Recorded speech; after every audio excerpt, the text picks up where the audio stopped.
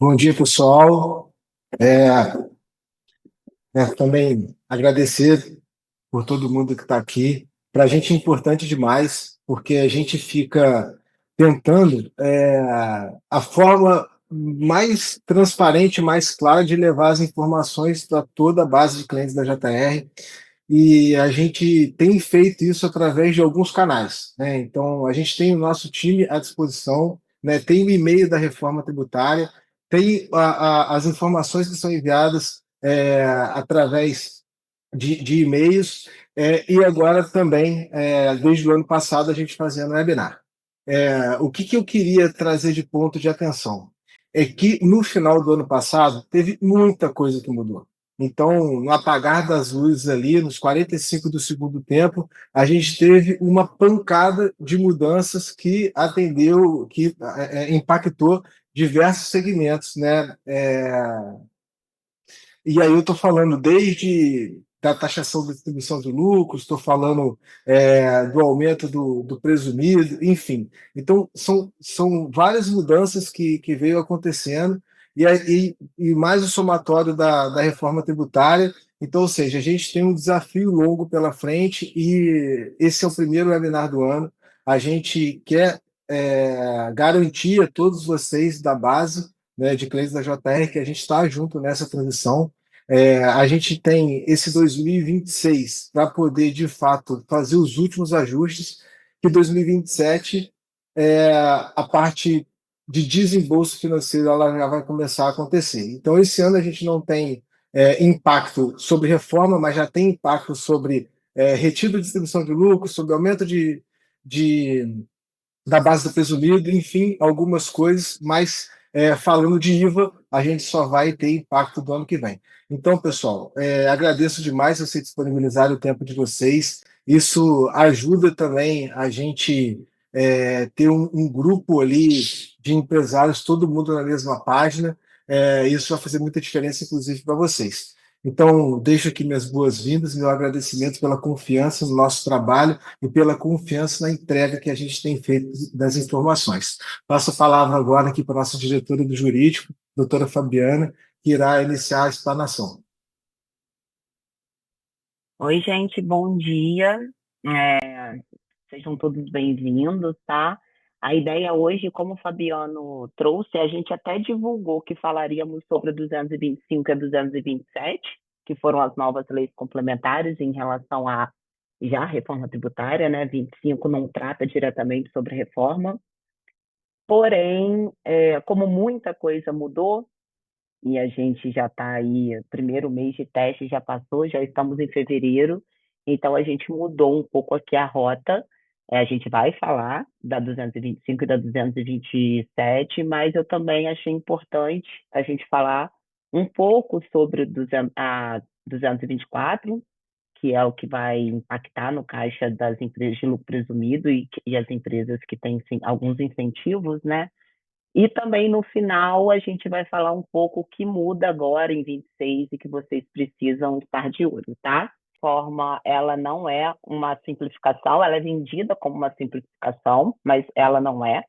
A gente vê pelas diversas normas que foram editadas, que ainda vão ser editadas. Então aqui é mais do mesmo que a gente vem falando, que as empresas elas precisam realmente mudar o paradigma e se organizarem, tá?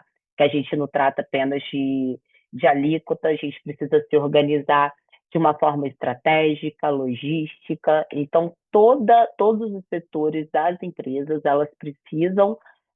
eles precisam se adaptarem à reforma, principalmente o setor comercial, de vendas. Estamos em fevereiro de 2026, falamos muito sobre isso no ano passado, sobre revisão de contratos, e a Lei Complementar 227 veio trazendo a importância de uma revisão do contrato, já com as cláusulas prevendo a reforma tributária, principalmente para contratos, pessoas privadas que têm contratos junto aos órgãos públicos, tá? Então vamos começar falando um pouco como é que eu dividi aqui, tá? Vou trazer a Lei Complementar 224, depois a 225, e vou passar bem rapidamente sobre a 227. A 227, ela é imensa, ela veio alterando muitos pontos da 214, então a gente merece um dia para falar sobre a Lei Complementar 227. Então, vou trazer mesmo alguns insights sobre ela, tá? Então, vamos primeiro para 224. O que a Lei Complementar 224 ela trouxe? Ela reduziu os benefícios fiscais, tá? Ela reduziu em 10% os benefícios fiscais. Os tributos atingidos são PIS, COFINS, Imposto de Renda, Contribuição Social, IPI, Imposto de Importação e Patronal. A vigência da lei para imposto de renda e para importação já começou agora em janeiro. Então, as empresas, principalmente as empresas de lucro presumido, quando irão fechar o primeiro trimestre, elas vão já sentir um certo impacto a depender do seu faturamento para imposto de renda. Para os outros tributos, a vigência inicia, eu não coloquei ali, ela inicia em abril de 2026 por conta da anterioridade nonagesimal. Quais foram os principais benefícios e programas afetados? Lucro presumido, e essa é a grande celeuma da Lei Complementar 224, porque o governo trouxe mais uma vez a classificação de que as empresas tributadas pelo lucro presumido elas são beneficiadas, entendendo que o lucro presumido é um benefício fiscal. Já houve uma decisão do STJ que o acórdão estava nesse sentido de que o lucro presumido é benefício, porém, houve uns embargos, se eu não me engano, eu não me lembro se eram embargos de declaração, agora no momento não estou me recordando, mas houve um voto ali que deixou bem claro que o lucro presumido ele não é benefício. E diante disso, nasce uma tese agora para que as empresas se verificarem que o impacto o impacto se for alto, para judicializarem esse aumento da carga tributária, tá? Já temos uma liminar, ela foi concedida, deve ter 2 semanas, foi divulgado sem ser sexta passada, sexta anterior. Ela é do estado do Rio de Janeiro, ela foi numa vara federal de Resende, e o voto é bem bacana, e o voto não, né? A decisão da liminar ela é bem bacana, dizendo que o lucro presumido não é benefício fiscal e não deveria entrar nas previsões da Lei Complementar 224. Para os clientes da JR, nós já fizemos um trabalho, tá? Já iniciamos esse trabalho. Então, nós já fizemos um mapeamento do quanto vai aumentar, qual vai ser o impacto real para os nossos clientes do lucro presumido. E aí, o time já vai enviar esses comunicados para vocês, entendendo porque para algumas empresas a gente entendeu que vale a pena migrar para o lucro real ainda esse ano. A gente tem aí até março para definir a questão de permanência no presumido no lucro real. Então, nós já fizemos alguns cálculos, nós vamos disponibilizá-los. Quem já quiser se antecipar, entre em contato com o nosso time aí do fiscal, que o Caio é o nosso gestor, e ele já está com todos os cálculos para vocês entenderem. E se quiserem marcar uma reunião, a gente marca a reunião. O nosso time jurídico também está à disposição para quem quiser entender sobre a judicialização, tá? Então, além do lucro presumido, o regime especial de indústria química foi afetado, alguns créditos presumidos. Então, na instrução normativa, ela consta lá quais são os créditos presumidos que foram reduzidos e redução alíquota zero, a redução a zero de alíquotas de PIS e COFINS para fertilizantes e defensivos, tá? Quem está protegido desse aumento, tá? As empresas do Simples Nacional, as empresas na Zona Franca de Manaus, todos os produtos da alíquota básica nacional, cesta básica, desculpa, a alíquota ela foi preservada, alíquota zero, setor de tecnologia, entidades sem fins lucrativos, programas sociais e desoneração da folha. Alguns regimes aduaneiros eles não foram afetados, como constam aqui o drawback, Repetro, Recoff, os ex-tarifários e afetados constitucionalmente o REID. exceto se o projeto já tivesse sido aprovado até 31 de dezembro de 25, tá? O aumento dos 10%, ele não está na alíquota, tá? Ele está sob a presunção. Então, as empresas que faturam anualmente acima de 5 milhões, ela vai ser afetada por esse aumento na presunção, apenas sobre a diferença. E como isso tem que ser feito? O cálculo precisa ser feito de forma proporcional, ou seja, para imposto de renda, e aqui é um ponto de atenção que a gente precisa falar. Para imposto de renda, a gente precisa dividir 5 milhões por 4, que são os 4 trimestres, e calcular por trimestre. Então, por exemplo, chegamos no primeiro trimestre, se a sua empresa faturou mais de 1.250.000, vamos supor que ela tenha faturado 2 milhões. Então, a gente vai calcular a presunção sobre 1.250 normalmente, tá? E sobre 750 mil, nós vamos aumentar os 10% ali na presunção de 8% do imposto de renda. Então, em cima do 750, a presunção vai ser 8,8. Para contribuição social, já que a contribuição ela, ela vale, a vigência dela é a partir de abril, o limite para 2026 não é de 5 milhões, é 3.750, porque nós precisamos excluir o primeiro trimestre. Então, não podemos calcular a, a presunção o aumento da contribuição social sobre os 5 milhões, e sim sobre 3.750. Isso apenas para esse ano, tá, gente? Porque foi o início da vigência, tá? Então, ela incide exclusivamente sobre a parcela da receita que excedeu o limite. E quando a lei complementar saiu, havia uma dúvida se isso seria feito ao final do ano ou se seria de forma proporcional, como eu já falei. A gente, né, nosso time aí na JR, a gente fez uma reunião, a gente debateu, interpretou a lei e a gente ia seguir o trimestre. Então, nós faríamos o cálculo trimestral e ao final do ano a gente compensaria caso não tenha excedido os 5 milhões. Graças a Deus, a Receita Federal editou uma instrução normativa exatamente com a interpretação que nós tivemos. Então, realmente, o valor precisa ser proporcional, tá? Então, eu trouxe aqui um exemplo prático. Então, vamos lá. Tem empresa no lucro presumido que ela tem atividade de comércio e serviço. E aí a gente trouxe aqui um cenário, tá? Com uma receita trimestral de 1.800 de comércio e serviço. Então, a gente precisa também fazer algumas repartições. A gente precisa entender qual a receita. Ó, vamos lá, a receita ultrapassou 1.800. Então, a gente vai entrar no limite, tá bem? Porque não é receita por serviço, é a receita por atividade, é a receita total. Ela ultrapassou em 500, ok, vamos ter que ter o aumento da alíquota. E aí a gente precisa entender qual foi a receita de serviço, porque a presunção é 32%, e qual é a receita do comércio, porque a presunção é de 8%.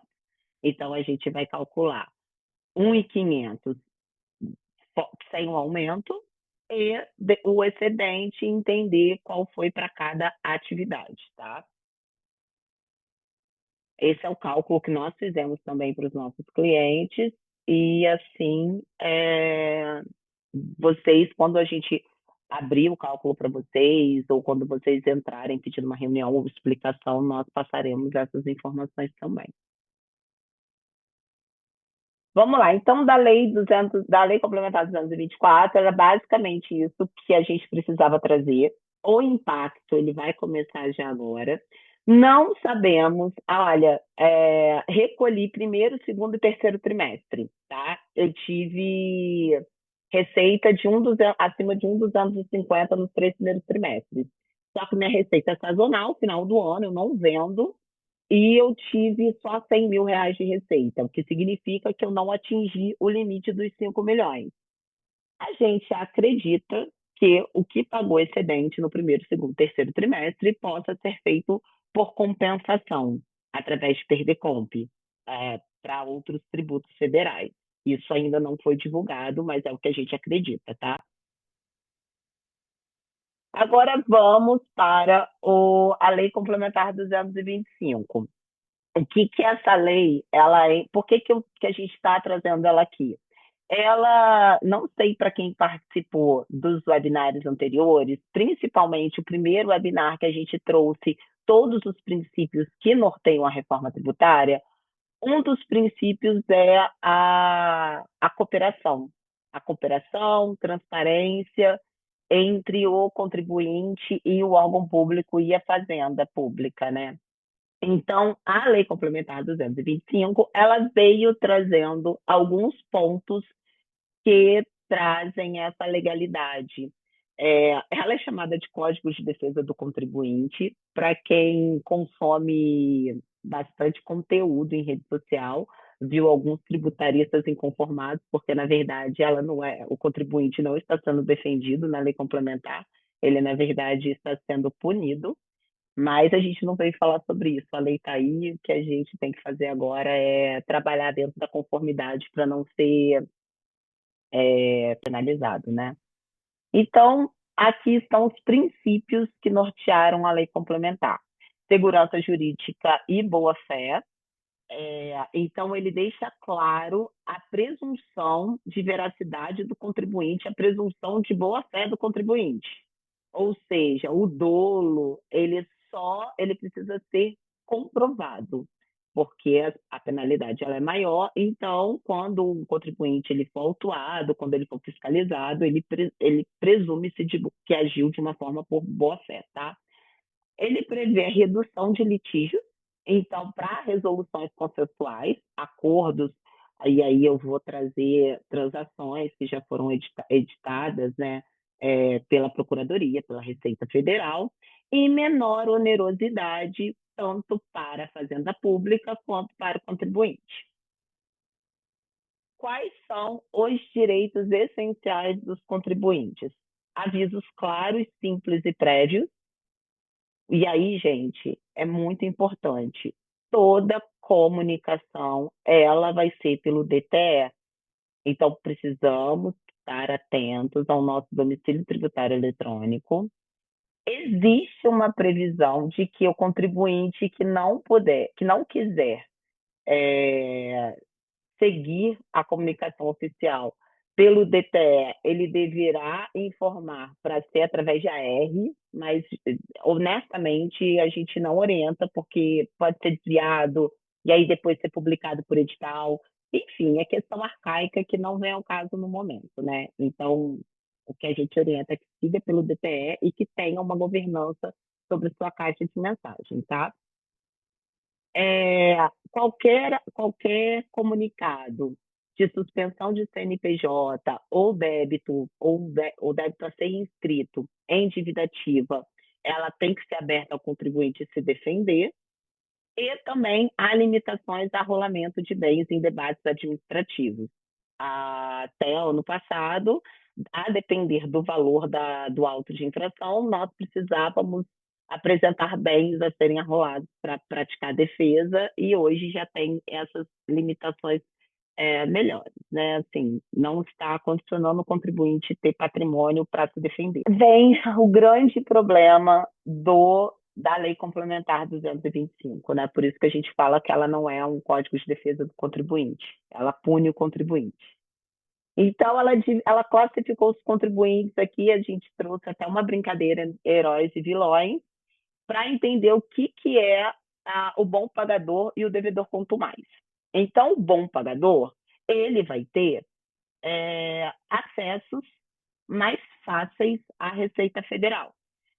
Vai ter acesso a canal de atendimento VIP, para hoje, né, nós que temos recorrência em atendimento pelo chat da Receita Federal, por exemplo, a gente fica tempos na fila para atendimento. E aí, quem for bom pagador vai ter um acesso VIP, vai ter processo facilitado de regularização ICMD, vai ter elegibilidade para bônus de contribuição social e selos de conformidade. Eu vou falar aqui um pouco sobre esses selos de conformidade. Além disso, eu não trouxe aqui, vai ter análise célere de pedidos de restituição e ressarcimento, para que os valores sejam creditados rapidamente em contas bancárias desses contribuintes, e pedidos de compensação também analisados de forma célere. E aí vem o devedor quanto mais. Ele traz a classificação do devedor quanto mais, que é aquele contribuinte que tem uma dívida irregular acima de 15 milhões ou inadimplência substancial. E aí eu acho que essa inadimplência substancial ela é o grande gatilho.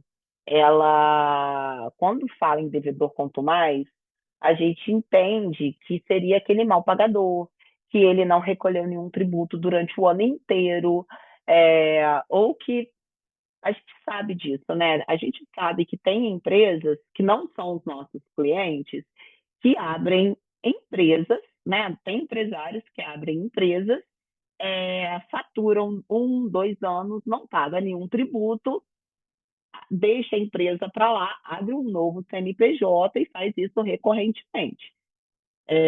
Então, quando trouxe essa característica do devedor quanto mais, nós imaginávamos que seria esse comportamento, esse empresário.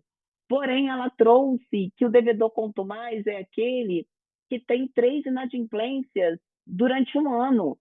Ou seja, se o empresário está passando por um problema de fluxo de caixa e deixar de recolher tributo por 3 períodos, consecutivos ou não, pode ser alternado. Eu acho, desculpa, gente, são 3 consecutivos e 6 alternados. É igual rescisão de parcelamento. Ele já entra na caracterização do devedor quanto mais. E aí eu acho que isso vai ser objeto de judicialização, de companhias, de associações, para tirar um pouco, para melhorar um pouco os requisitos do devedor quanto mais, porque prejudica, né, um empresário que sempre teve adimplente com as suas obrigações, porém, por algum motivo, por alguma sazonalidade ali, e nós sabemos que estamos com questões econômicas no país, e aí, por algum motivo, deixou de recolher alguns tributos naquele ano, ele pode ser classificado como devedor quanto mais. Isso eu vejo como um grande problema. E aí, as sanções, elas são severas, porque aquela empresa, ela fica proibida de participar de licitação pública, ela perde benefícios fiscais, ela não pode usar prejuízo fiscal para alguma transação e ela entra numa lista pública de inaptidão. Então, ela tem consequências bem graves, é, caso seja classificada como devedora quanto mais, tá? E aí a gente traz a questão da boa-fé, que eu acho que é a grande,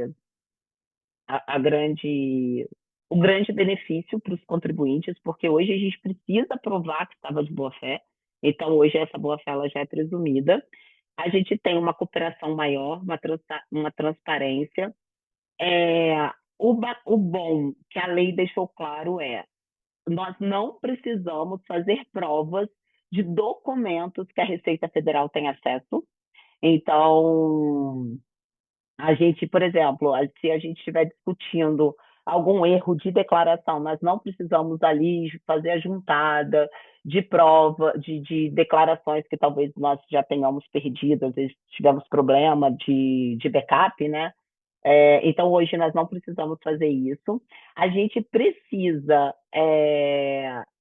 ter acesso aos autos, e é importante também, enfim, algumas questões processuais que a Lei Complementar 225 ela trouxe de benefício, principalmente a nós advogados que atuamos nas defesas das empresas, né, dos nossos clientes. E aí a gente vai falar um pouco dos programas de conformidade. 3 programas de conformidade que elas são importantes e que ela pode classificar como um herói, como eu disse anterior, para ter aquela celeridade nas informações. Então, hoje a gente tem o Confia, que é um programa de conformidade de cooperação fiscal. Ela alinha as práticas internacionais modernas, visa automonitoramento e antecipação de problemas, ou seja, a a Receita ela te dá a oportunidade de retificar suas declarações, de trazer conformidade à sua apuração, sem ter qualquer penalidade. E se você tiver uma boa transparência ali, se a sua prática fiscal for regular, a sua classificação no programa Confia ela é alta. Temos o Sintonia nós já temos as classificações até D, tá?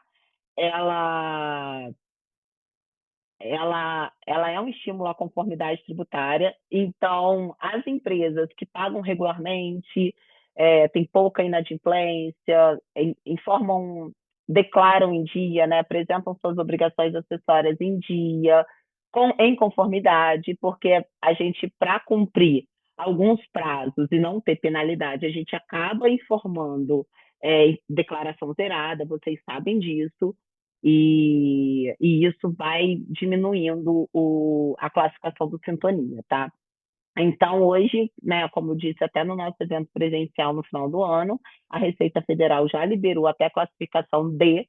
Quando a gente entra, nós sabemos o motivo por que estamos naquela classificação e ela pode chegar até a A+. Tem empresas que usam até o selo A+, como um bom pagador, como se fosse um score do Serasa. E, e é importante se você, e aí fazendo um paralelo com a reforma tributária, principalmente em relação aos créditos financeiros, e aí não é novidade para ninguém que está aqui na sala, que os créditos eles deixarão de ser tributários para ser financeiro, porque ele vai ser a gente vai poder tomar o crédito se realmente aquele tributo foi pago, isso vira um selo de um bom fornecedor. Então, eu, como empresa, eu vou olhar todos os meus fornecedores, se eles são bons pagadores, qual a classificação deles no Sintonia, para entender se eles vão me gerar crédito ou não. Então, isso é importante. E a gente tem um bom período pela frente para trazer a regularidade. Então, hoje, se eu estou na classificação B, eu vou entender por que eu estou na B e vou trabalhar para esse ano, entregar todas as minhas obrigações em dia e em conformidade, para que numa próxima classificação, ela é anual, ela seja A, tá? E aí também tem um outro programa, que é um programa de gestão de risco, que também é um selo de qualidade. Ou seja, são 3 programas de conformidade e ela traz esses selos aqui e benefícios financeiros. E aí foi o que eu disse antes, né? Ela tem um bônus de contribuição social, ela dá um desconto de 1% e até 3% acumulado para detentores do selo. Ela tem prioridade na fila de restituição, tem um despacho aduaneiro prioritário, tem vedação a rolamento de bens em processos administrativos e critério de desempate de licitação. A manutenção do selo é no mínimo de 12 meses e quem não tiver aí no selo A do Sintonia, por exemplo, o Sintonia é o que eu mais tenho familiaridade, tá?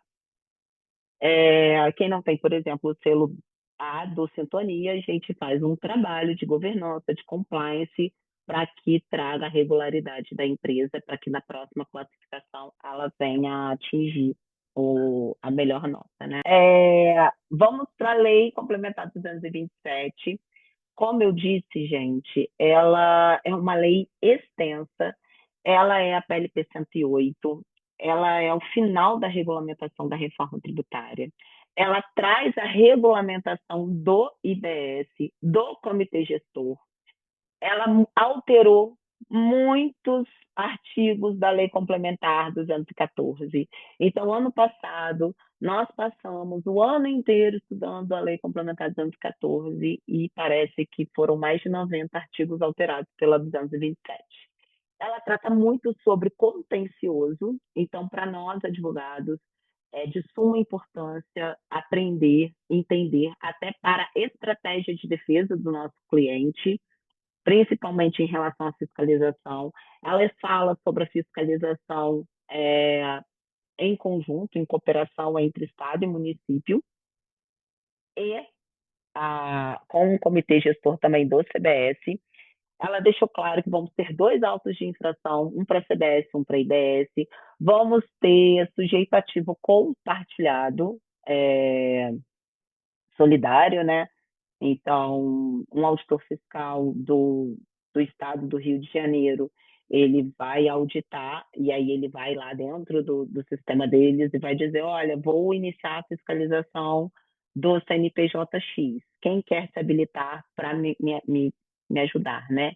E aí outros auditores, eles vão habilitar, porém, o auto de infração, a multa, né, ou o imposto vai ser para aquele estado que iniciou a fiscalização. Então, enfim, como eu disse, a lei complementar a gente tem, ela é imensa, teria que ter um dia só para falar sobre ela. E aí eu trouxe só alguns gatilhos que a gente precisa saber agora, tá? Então, aqui é sobre o comitê gestor do IBS. Então, ele foi regulamentado, 27 representantes de estados e Distrito Federal, 27 representantes de município. A prioridade é regulamentar toda a parte estrutural e organograma dele, tanto que a Receita Federal, as secretarias de Estado, elas já divulgaram já esses dias que a prioridade em reuniões agora no primeiro trimestre, para que essa estrutura fique bem consistente, para que seja divulgada. Compartilhamento total das informações do comitê gestor entre as instâncias federativas, estados e municípios. Vai ter padrão recorrente, eles vão entender através de tecnologia, comportamento repetitivo do contribuinte, da empresa. E vai dar visibilidade total aos créditos utilizados em consistências documentais que ficam registrados permanentemente. E ali a gente vai falar da assistência, da apuração assistida, especificamente, tá? E aí, aqui é mais para vocês entenderem em relação a prazo.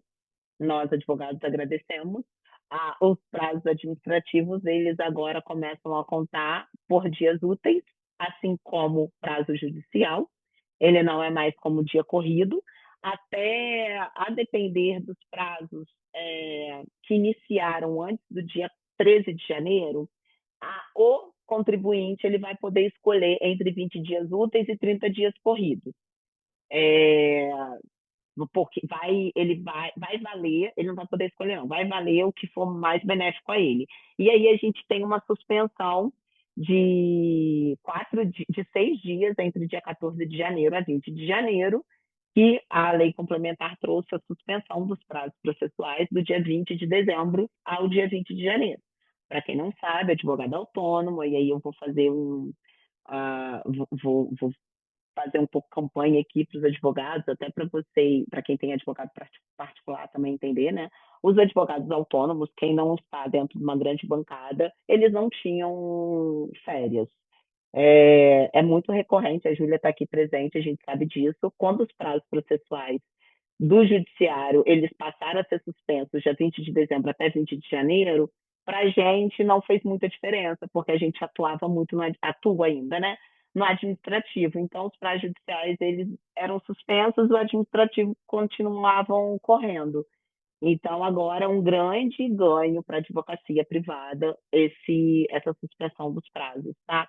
Então, só para vocês entenderem, os prazos mudaram um pouco, vai ser totalmente eletrônico, totalmente digital, graças a Deus.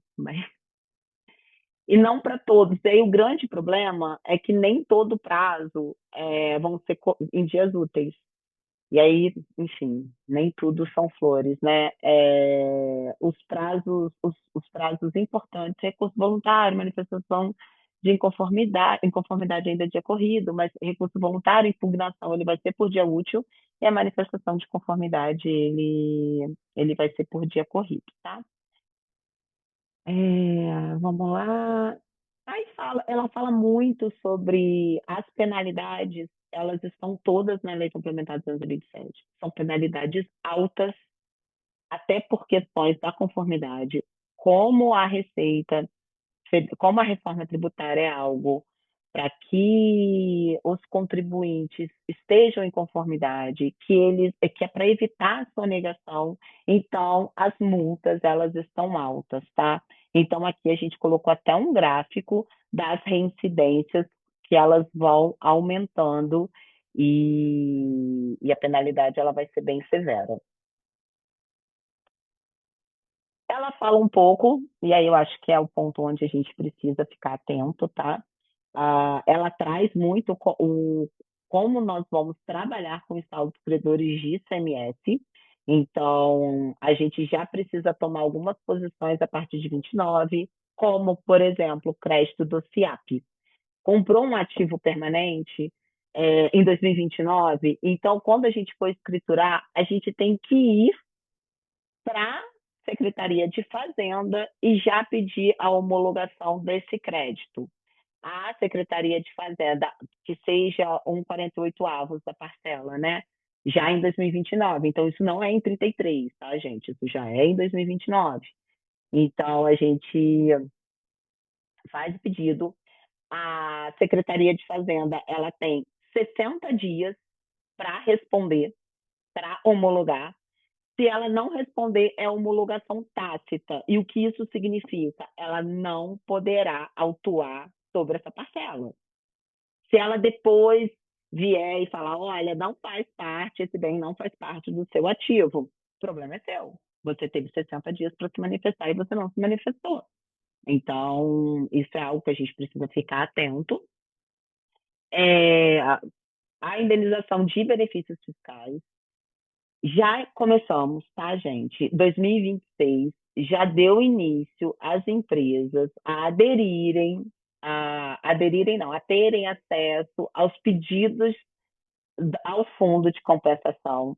Então, é outro tipo de trabalho que a JR também está fazendo.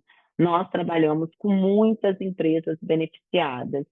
Então, a gente vai fazer um diagnóstico das empresas beneficiadas para dizer se ela está apta ou não ao acesso ao fundo. E se não tiver, a gente vai trazer planos de ação. Então, aí nas próximas semanas, não vou falar, a gente vai ter esse prazo aí pelo menos até o final do mês para trabalhar com isso, tá? Vocês sabem, vem carnaval, então fevereiro é um mês curto, então acredito que seja em março a gente já apresente para as empresas beneficiadas esse diagnóstico, e aí a gente vai chamar em reunião para falar da particularidade. E aí a gente trouxe a questão dos saldos credores, né? A gente sabe, a Lei Complementar dos anos 27, ela trouxe essa afirmação. Então, a gente vai poder compensar em IBS o saldo credor de ICMS de acordo com a transição, né? Vocês sabem que de 29 até 32 a gente tem uma transição. A gente vai conseguir, vai ser permitida a transferência para terceiro, ou seja, hoje é para o mesmo grupo econômico, né, pelo menos no estado do Rio de Janeiro, é para o mesmo grupo econômico, a vedação de transferência de terceiro,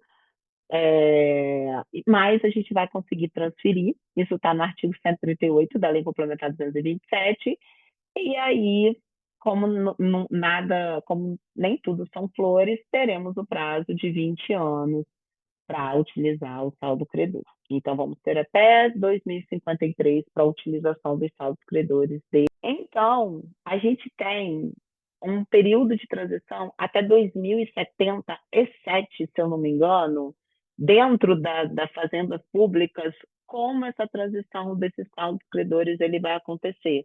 Depois eu vou disponibilizar para vocês. A Lei Complementar 227, ela trata sobre isso. Então, é uma transição longa interna, tá, gente? Para o consumidor, para o contribuinte, não tem nada a ver, não.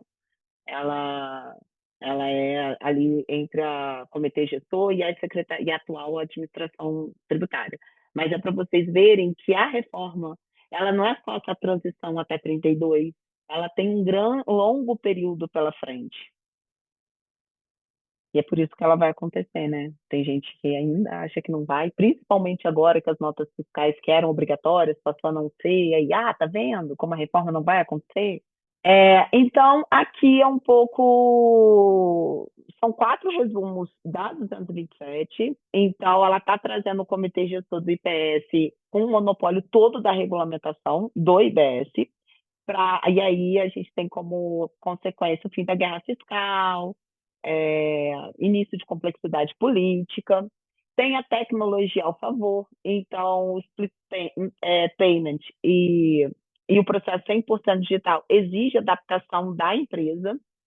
É, planejamento sucessório, ela traz, gente, a Lei Complementar 227, ela traz algumas modificações do ITD.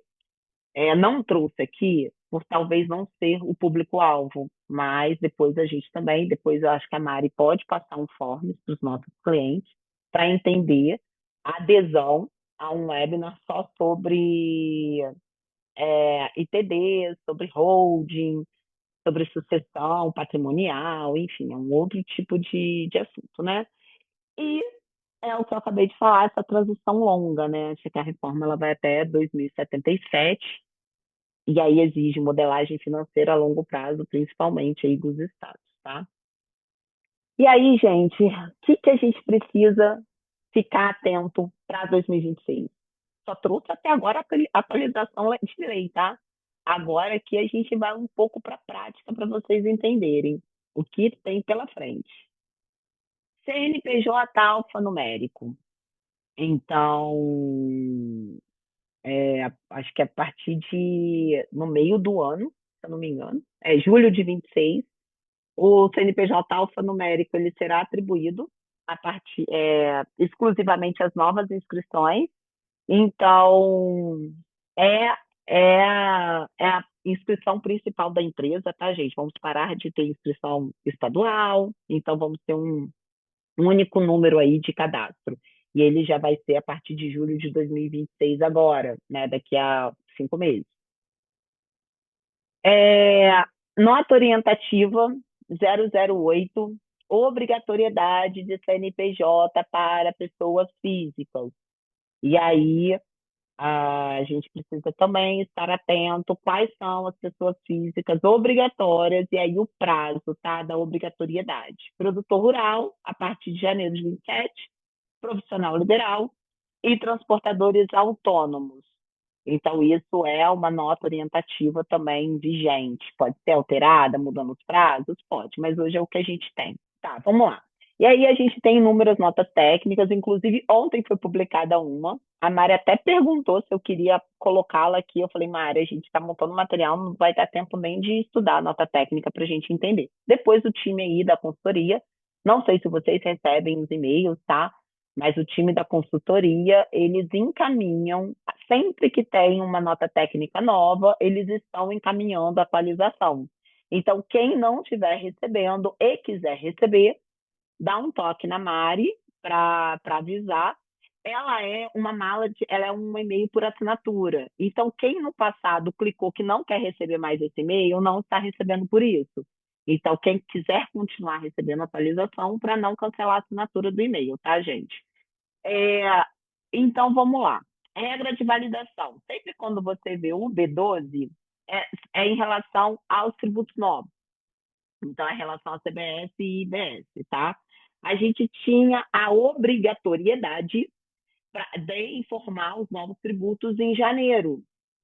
Só que, como é um período teste, as empresas não conseguiram se adaptar, essa implementação ela é futura, ou seja, a obrigatoriedade de validação,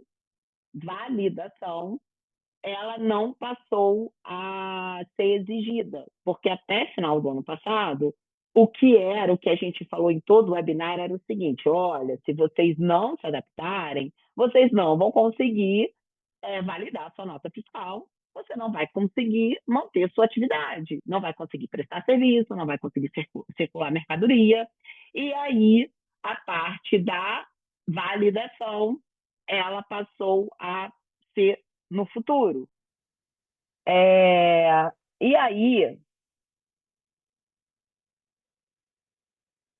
aqui, é o que eu estava falando. Aqui a gente vai falar de empresas no regime normal e não de Simples Nacional. Para Simples Nacional, nada vai acontecer esse ano, tá, gente? Nada. A gente está falando aqui de empresa tributada pelo presumido e pelo real. E aí o grande problema é, em janeiro, como eu disse, era obrigatório. Agora, não é mais validar. A regra da validação, a validação era obrigatória, agora não é.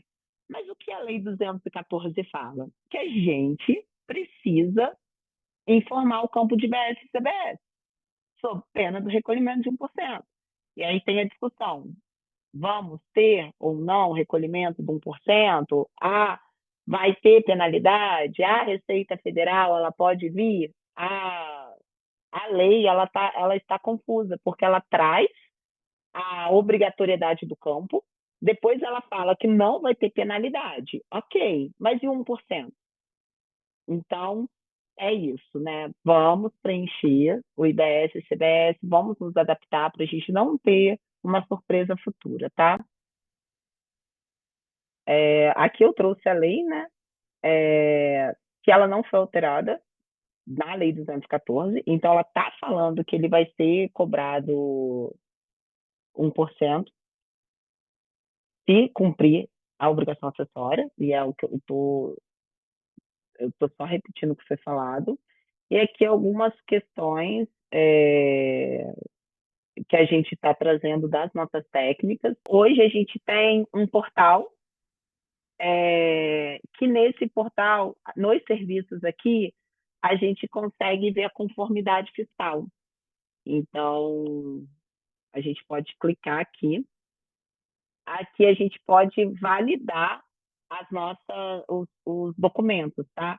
Então, aqui são esses documentos aqui que a gente tem para validar. Aí, ano fiscal, você pode trazer até para o futuro, né? Aqui, normal, simples não entra, tá, gente? E aqui a gente vai trazer qual é o CST para validar. Se você quiser reentrar, se você quiser validar sua nota, você já consegue validar aqui. Você já consegue subir seu XML para validação. Então, é bem bacana. Não sei quem já experimentou entrar aqui, validar XML, entender quais inconsistências ele está trazendo. Esse portal, essa parte do validador, ele foi lançado recentemente. Ele não é nada do ano passado, não. Se eu não me engano, tem uns 10 dias, mais ou menos. E aqui é a nossa finalização mesmo, né? Quem está acostumado com o webinar sabe. É uma chamada de atenção de vocês. A gente não fala sobre tributo, a reforma ela fala sobre estratégia, sobre governança, sobre atuação permanente, revisão, atualização proativa do fisco.